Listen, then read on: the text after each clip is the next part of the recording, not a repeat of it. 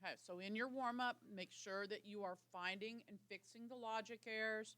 You do want to run it first so that you can see what the output is, and then compare it to the code and see why it does or does not make sense so that you can fix it.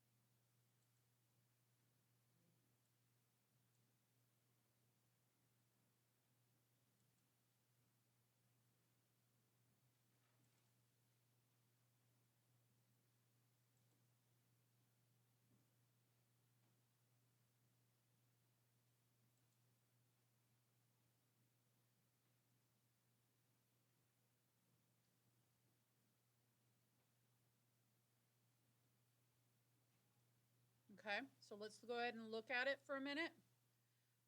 Originally, you had the wrong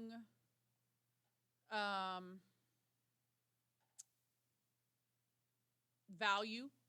Sorry, I couldn't think of the right word. The wrong value or attribute, rather, attached to these. So the name of the song is, and that should be song 1 dot song title. And then the artist, song 1 dot artist, and the song, the year released, was song 1 dot year released. Okay, so you just had to flip flop those three things around to get them in the right spot. Okay. Make sure that you hit submit. And I am going to open a lesson check for you on classes. Let's go ahead and open that up. Take a few minutes.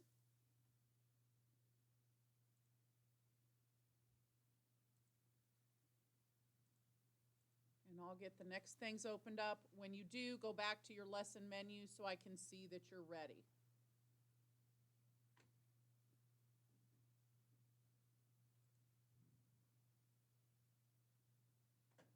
Okay, so lesson check.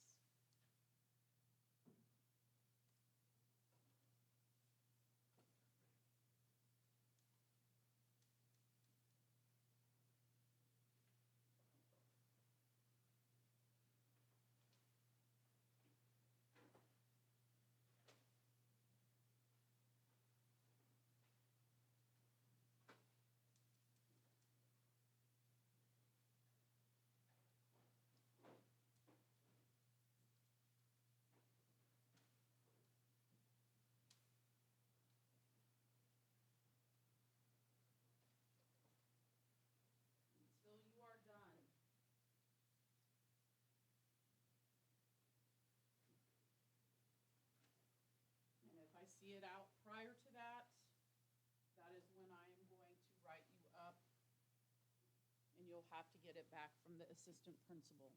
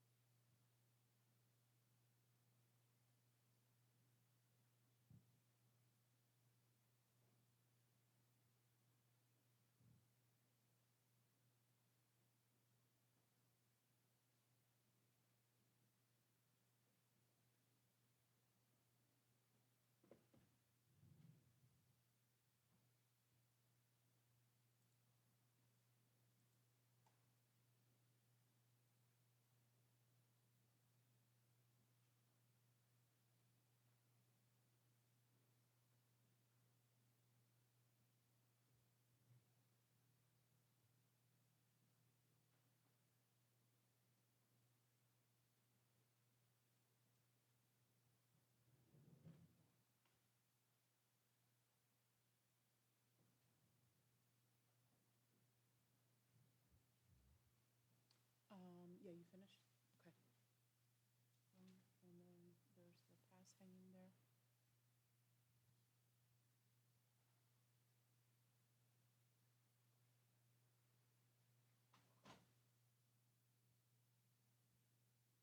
Have a couple more people finishing up the lesson check, and we will move on.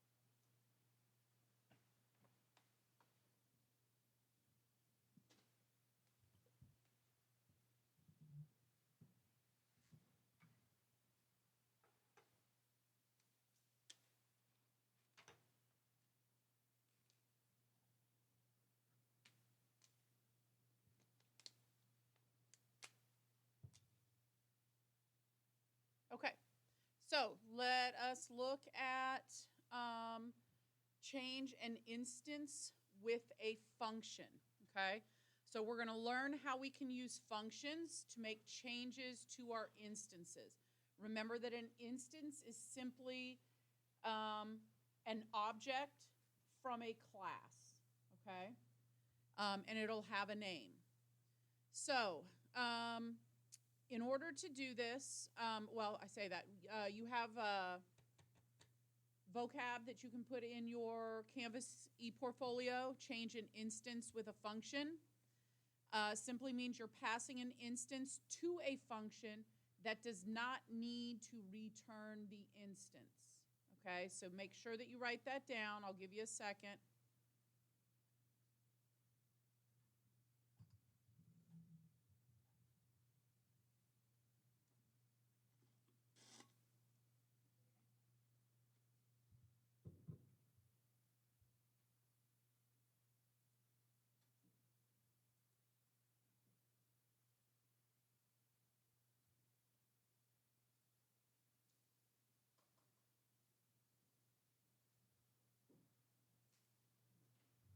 Okay, so far when we've used functions, we've relied on that function's return value to get a new or updated piece of information. For example, we pass the arguments 1 and 6 into the random library's randint function, and it returns a random number between 1 and 6 that we can assign to a variable. Instances are special, though, because their attributes can be changed in a function, even if a function doesn't return that instance. Okay? So I'm going to repeat that one more time. Instances are special because their attributes can be changed in a function, even if a function does not return that instance. So let's say we create a new instance of a shape class, and that instance starts with its fill color attribute set to green. Thank you. And its border color attribute set to red. We can pass that instance as an argument to a function. Let's say make border blue. That would be the function. And that function can change the value of the instance's border color attribute to blue. Notice that we're not assigning that function to the square variable that represents our instance. Our instance has been changed by the function, even though the function didn't return the updated instance to our program. Our square variable still points our code to the same instance, but that instance has now been updated. So when a function makes a change like this without returning the new information, we call that a side effect of the function. A side effect of the function. So thinking about our flower instances, we could have a function like add petal that increases the petal attribute by 1, or a function like bloom that changes the open attribute from false to true to represent the flower opening up in the morning. So other examples of functions that can change an instance of a car class could include fill gas, which sets the gas level attribute to 100. Turn on, which changes a power attribute from off to on. Paint silver, which changes the color attribute to silver. Okay? Let's go ahead and look at our code here. So our goal is to finish a game in which the user chooses between 2 doors, each of which may or may not hurt them once it is opened. The user starts with 100 health and 3 lives. Open the change an instance within a function assignment. Hang on. Change an instance. Oh, never mind. Open the stay alive file if you don't already have it open. Notice that we're creating 1 instance of a player class at the start. 1 instance of a player class at the start. What line do you think that is? Look at your code. Say that again. 13. Yeah, that's on line 13. Notice it just says player because there's only 1 instance of it. And we have 2 instances of a door class in every iteration of our while loop. So let's go down to our while loop. Here you see door 1 and door 2. And again, this, because it's in a while loop, it is every instance of it, it is going to give you 2 doors. And it's going to continue that way until you run out of lives. So we're going to use a function from the same library these 2 classes come from. It'll update our player instance based on whether the door instance is dangerous or not. So directly underneath the open whichever door comment, so open whichever door, that's going to be, that comment is on 32. So on line 33, we are going to add an if statement. If choice equals 1,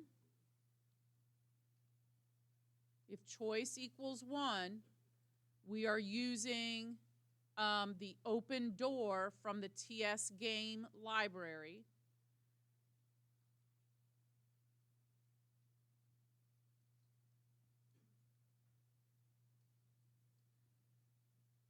And it puts in the instance name of the player, which is just player, and then door number 1, because that's what they chose.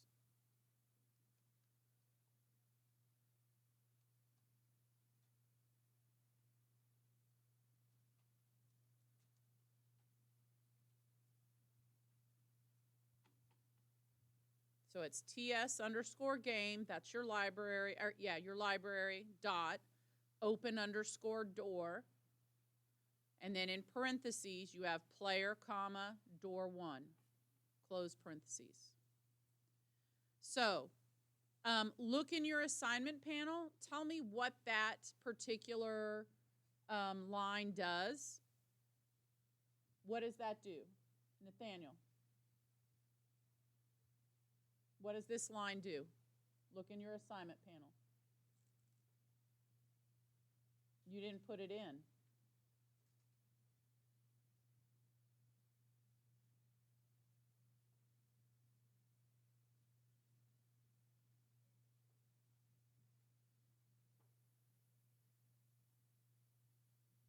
Okay, who wants to look in their assignment panel? Logan, tell me what that does.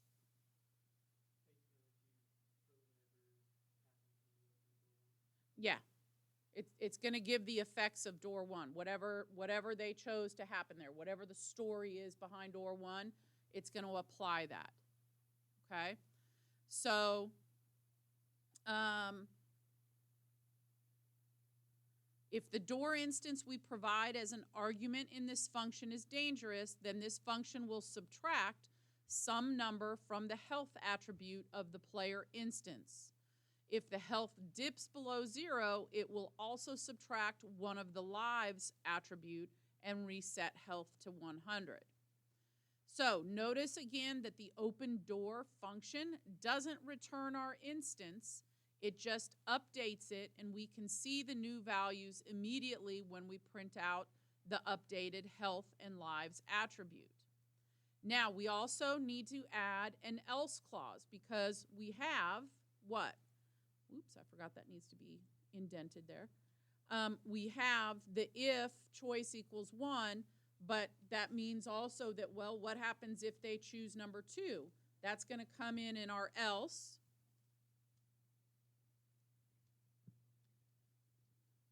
And it's basically that same line. You're just switching door 1 to door 2. So feel free to copy and paste and update that.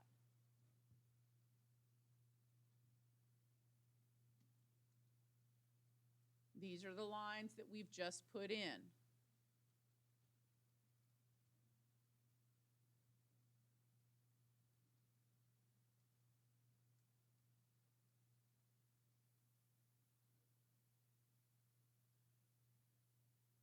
Okay, and we used else here instead of an elif because we only have 2 options for them to choose from. So we know that if they didn't choose 1, they had to choose 2. So all we need is that else. Now run the program to see how long you can survive. Go ahead and go through that.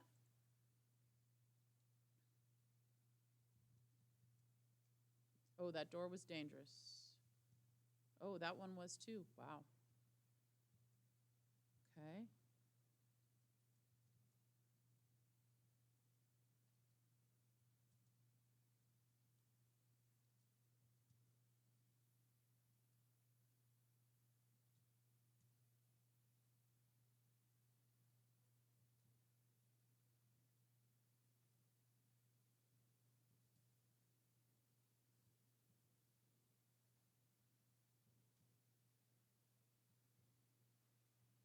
All right, I opened a total of 12 doors.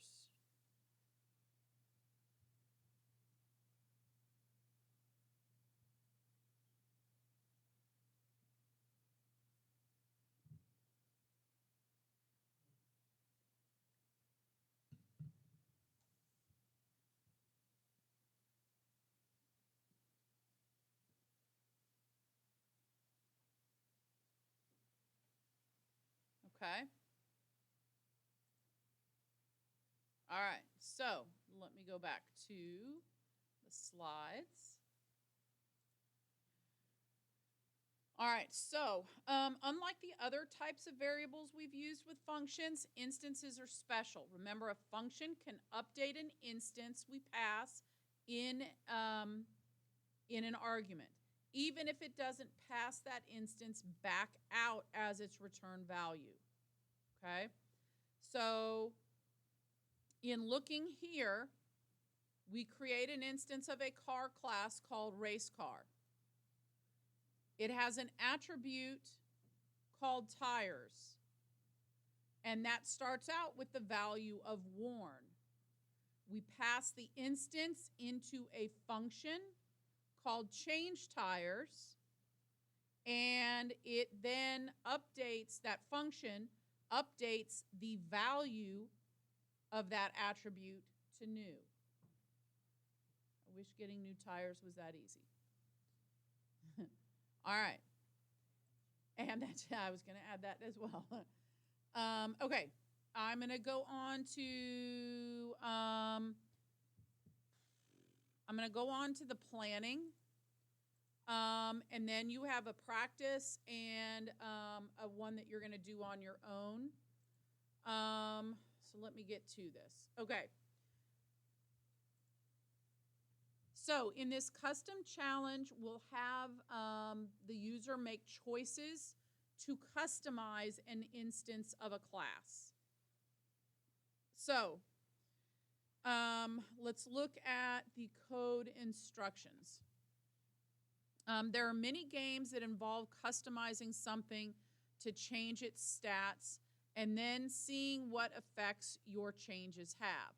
Some examples are presented here. Like a football manager lets you customize a soccer team by assigning players to do different training. Need for Speed lets you customize a car with different parts. And then the Kerbal Space Program lets you customize a spaceship and then test it with simulated physics. So other things that can work like this might be a flight simulator, a driving simulator, a bridge builder, stuff like that. So what uses could a customize and test system like this have outside of games? What do you think? What do simulations do?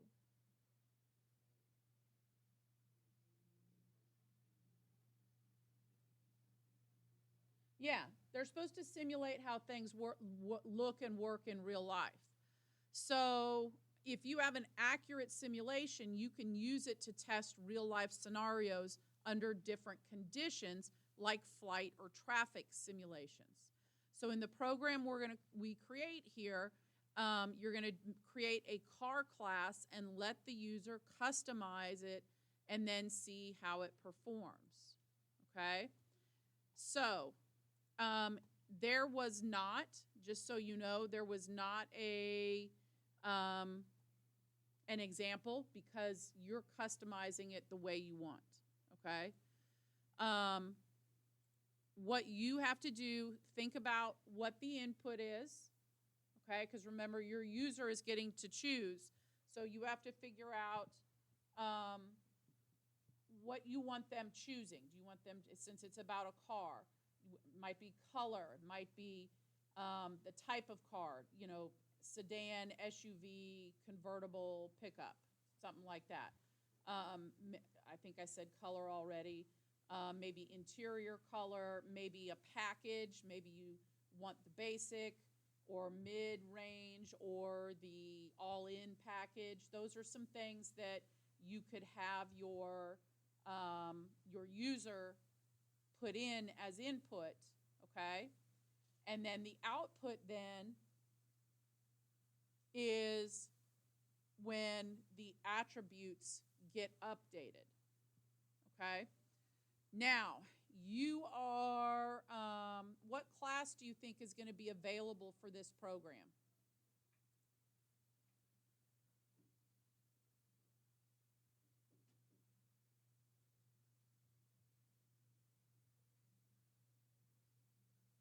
If we're making a program where you are customizing a car, what class is going to be,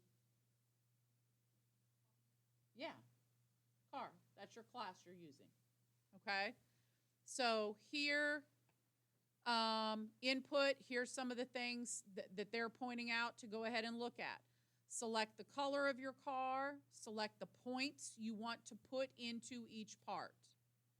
Output shows the car's stats and remaining points, shows the current car, races the cars at the end. The car class creates instances of cars for the customization and for racing. So you have requirements. Create 3 car instances, car 1, car 2, car 3. Let the user spend 4 points to customize 1 instance. Show the car after each point is added and print the stats. Randomize the stats of the other 2 cars and then race the 3 finished cars. Okay, so you've got quite a few requirements there. So you got to plan out in this area right here, what attributes does this class have and how will you use them? What methods does the class have? Remember, the methods are things that it can do. And what other variables or functions will we need that are not part of the class? Okay.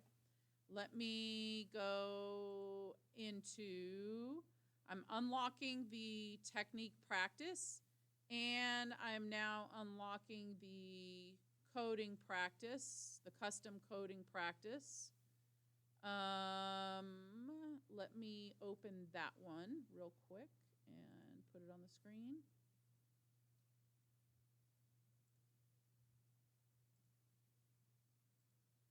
No, is that the right one? That's not the right one. That's not the right one, sorry.